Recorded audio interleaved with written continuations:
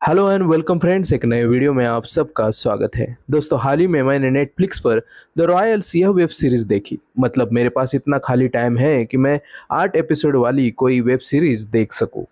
इस वीडियो में मैं आपको हॉनेस्ट रिव्यू दूंगा, फिर चाहे उसके बाद आप मुझे गालियां दे या मेरी प्रशंसा करें। तो चलिए शुरू करते हैं।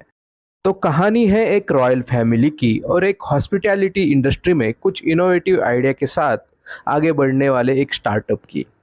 ईशान खट्टर ने महाराजा की भूमिका निभाई है, वही भूमि पेडनेकर ने एक बिजनेस वूमन की भूमिका निभाई है। भूमि की कंपनी का कंसेप्ट होता है कि रॉयल फैमिली के साथ आम इंसान को वक्त बिताने का मौका मिले। इसे लेकर वो रॉयल फैमिली की तलाश में रहते हैं। वही मोरपुर के राजा होते हैं ईशान खट्टर, जिनके पिता उनके लिए बहुत सारा कर्ज छोड़कर चले गए होते हैं।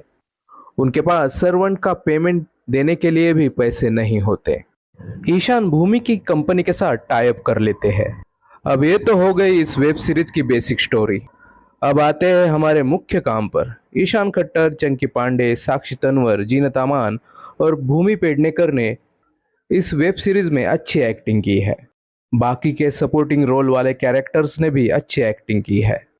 आजकल किसी भी वेब सीरीज में होमोसेक्सुअल एंगल दिखाना, वो चाहे फिर गे हो या लेस्बियन हो, ये आम बात हो गई है। इस वेब सीरीज में भी वो एंगल है। भूमि पेडनेकर ने पूरी कोशिश की है कि वो पतली दिखे और ईशान के साथ उनकी जोड़ी अच्छी दिखे। ये बात कहना सही नहीं, लेकिन कुछ क्लोज शॉट्स में उनका चेहरा डाइट करके इतना वीक दिखाई देता है जैसे वो बीमार हो। हाँ, लेकिन भूमि के बिजनेस पार्टनर के साथ उनकी जोड़ी बेमिसाल दिखती है। कुणाल और भूमि का स्क्रीन प्रेजेंस अच्छा है। दूसरी ओर ईशान खट्टर ने उनकी एक्टिंग और सेक्सीनेस से सबका ध्यान अपनी ओर खींचा है। लेकिन वो किसी भी एंगल से राजा नहीं दिखते। वो तो भला हो दाढ़ी की वजह से उनकी उम्र थोड़ी बड़ी तो दिखती है, नहीं तो वो भी भूमि के सामने कॉलेज गोइंग बॉय दिखते। अगर भूमि के बिजनेस पार्टनर कुणाल को महाराजा का रोल दिया होता तो वो उन्हें सूट भी करता। ईशान खट्टर ने अच्छी एक्टिंग की है, लेकिन उनमें हमें शाहिद कपूर की झलक नजर आती है। कभी कभी ऐसा भी लगता है कि वो शाहिद कपूर को कॉपी कर रहे हैं।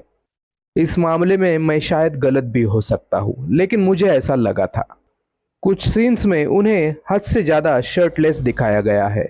मेरी नज़र में ईशान और भूमि एक साथ बहुत ही ऑड जोड़ी नजर आते हैं, लेकिन दोनों ने ही एक्टिंग बहुत अच्छी की है। साक्षी तन्वर ने बहुत बढ़िया एक्टिंग की है, उन्होंने माँ के रोल को बहुत अच्छे से निभाया है।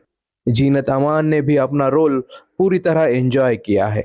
दीनो मोरिया ने भी अपना प्रेजेंस महसूस करवाया है, वो काफी हैंडसम दिखे हैं। नोरा फतेही को सिर्फ डांस और ग्लैमर के लिए वेब सीरीज में लिया गया है, ऐसा मुझे लगता है।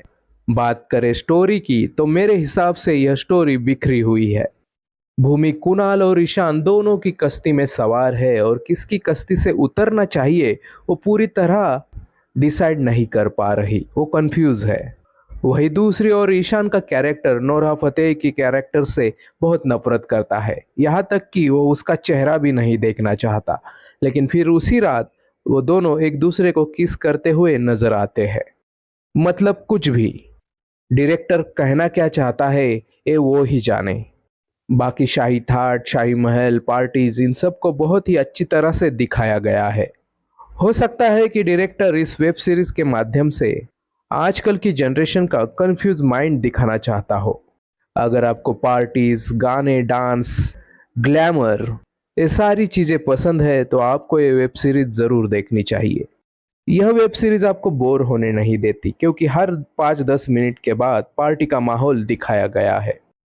यह web series one time watch web series है।